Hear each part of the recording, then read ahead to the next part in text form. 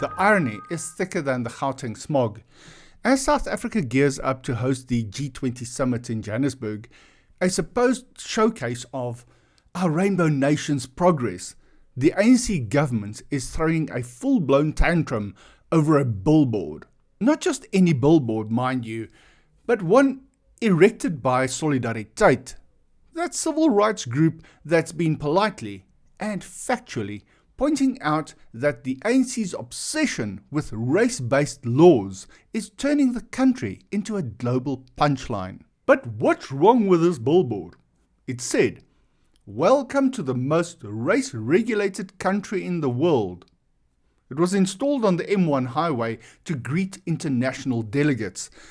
It lasted all of a few hours before the Johannesburg municipality yanked it down like it was radioactive. But why the panic? Because Solidariteit isn't peddling fiction. They're dropping hard truths backed by research, and the ANC can't handle the heat. And what was the presidency's knee-jerk response? Slam it as the work of a tiny right-wing minority. That's a lazy ad hominem dismissal that's as predictable as potholes appearing on busy roads after some rain. Presidential spokesperson Vincent Magwenya called the whole thing unimportant and mindless, as if ignoring hundreds of race-based policies since 1994 will make them vanish. Meanwhile, ANC mouthpiece Matlengu Bengu ghosted questions like a bad garage pie. This is gaslighting on a national scale. But give me a few minutes of your time while I break this down. Solidariteit's campaign versus the ANC's desperate deflection. Spoiler, the facts are on one side and the excuses are on the other. Solidariteit didn't just slap up a sign for kicks. The G20 timed blitz is a calculated cry for international intervention and includes billboards and a documentary video which just launched called Race to the Bottom. I will put a link in the description box, so go check it out there. And memos to foreign embassies, citing research from the Institute of Race Relations, the IRR. They point out that South Africa has racked up hundreds of race-fixated policies since the ANC assumed control in 1994. More racial red tape than any other nation on earth. And that's a fact. Take the Employment Equity Amendment Act of 2023. It mandates sector-specific race quotas. Think education, finance, agriculture, forcing employers to prioritize skin color over skills. White men? Over 70,000 could lose their jobs in the next 5 years. Women? More than 111,000.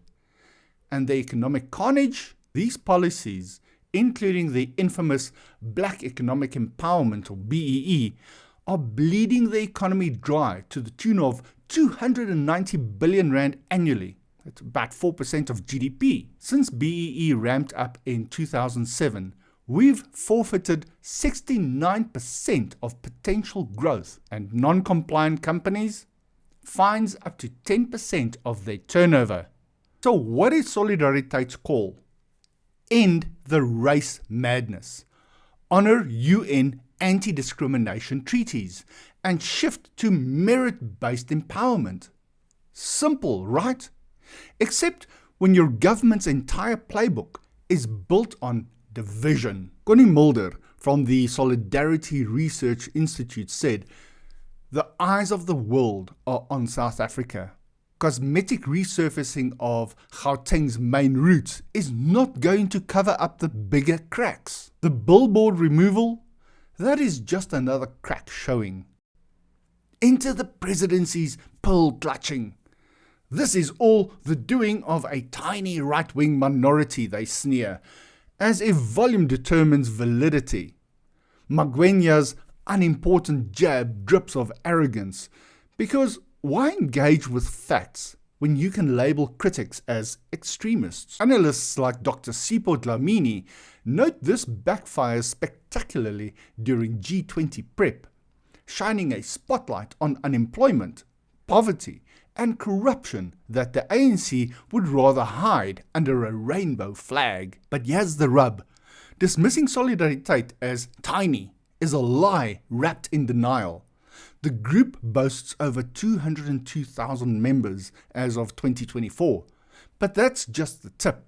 Through their conservative grassroots network of 20 plus organizations, they represent more than 600,000 families, translating to roughly 2 million people.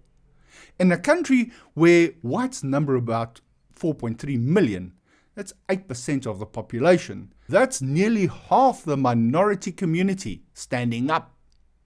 Not so tiny when you're speaking for millions, tired of being scapegoated. But what's the ANC really afraid of? Being exposed.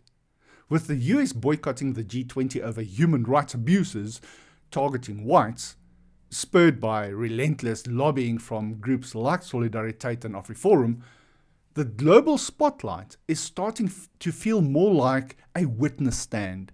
When Trump's administration flagged alleged human rights abuses, it wasn't exaggeration, it was Solidariteit's alarm finally echoing through the halls of power. If the ANC's billboard bullying wasn't proof enough, their anti-white bigotry is plastered across social media like a toxic graffiti wall. From MPs belting out "kill the Boer" chants to Eskom's ban on white males in senior roles, the evidence is damning. Eskom has greenlit excluding white men from management, a move cheered by ANC diehards as redress, but decried as raw racism. Users on social media are livid. Eskom prohibited white males from jobs. The ANC is not only racist, but hates the people of South Africa. White, black, Asian, and coloured, all the same. But scroll further, and it's a parade of horror stories. The government's 1930s style quotas demands businesses slash white male hires by September 2025, fueling what one poster calls the genocide of white people in South Africa, inch by inch. And before ANC diehards start frothing over that quote, let's cut the fluff. It's about the economic genocide hammering minority groups in South Africa. And if you don't know what that means, Google it. Then come back and argue with facts, not feelings. Another social media comment said, for 30 years the ANC has gradually increased their discrimination against white people. They want to destroy our present and our future. And don't get started on BEE. The ANC failed South Africans by bringing BEE, which excludes whites from government opportunities. Now it is a government that hates South Africans. This isn't some French rant. It's the raw voice of ordinary South Africans.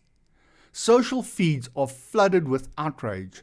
Hundreds of race-based laws hammering whites, MPs belting out songs about slaughter, and a system that sidelines skilled professionals for ticking the wrong box when it comes to race. One viral post says, South Africa is not a country for white men or women. Over 145 laws stacked against them. The ANC's comeback? Silence. Or worse, another round of quotas. Hypocrisy isn't the glitch, it's the brand. The ANC loves to virtue signal BEE as redress for apartheid sins. Noble on paper, right? Wrong. In practice, it's a corrupt cash cow that's morphed into reverse apartheid, excluding whites while enriching a black elite connected to the party. Critics, including The Economist, argue it's time to scrap it. South Africa must deracialize the exercise of economic power to stop the rot. Instead of broad upliftment, BEE funnels wealth to cronies, perpetuating apartheid's spatial and ownership inequalities while slapping fines on merit-based businesses. Visions of black economic empowerment exposes how it fails the very people it claims to help, ignoring apartheid survivors who don't fit the ANC's narrow black box. The Free Market Foundation calls it a betrayal, breeding corruption and eroding the rule of law, all while the economy stagnates. One blunt take says, a good argument can be made that BBBEE has left RSA worse off than it was at the end of apartheid.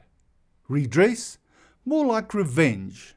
Racial quotas punishing today's workforce for yesterday's crime, dooming us all to poverty. Solidariteit isn't a tiny minority. They're the megaphone for 2 million voiceless South Africans, families crushed by the ANC's racial hammer. In a white minority of 4.3 million, that's a tidal wave of discontent the government can't drown with smears.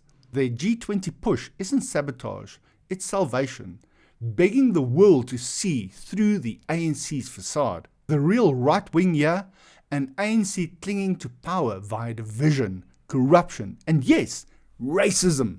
As Trump boycotts over white persecution, the cracks are showing. Wake up, world. South Africa's not healing. It's hemorrhaging under a regime that swapped apartheid's boot for BEE's shackles. It's time to amplify Solidariteit, not silence them. The G20 delegates deserve the unvarnished truth before the ANC's redress reds out the last lights of our economy. But what do you think of all of this? Let me know in the comments section. Thank you for watching, and if you found any value in this video, please do like, share and subscribe, and I will catch you in the next video.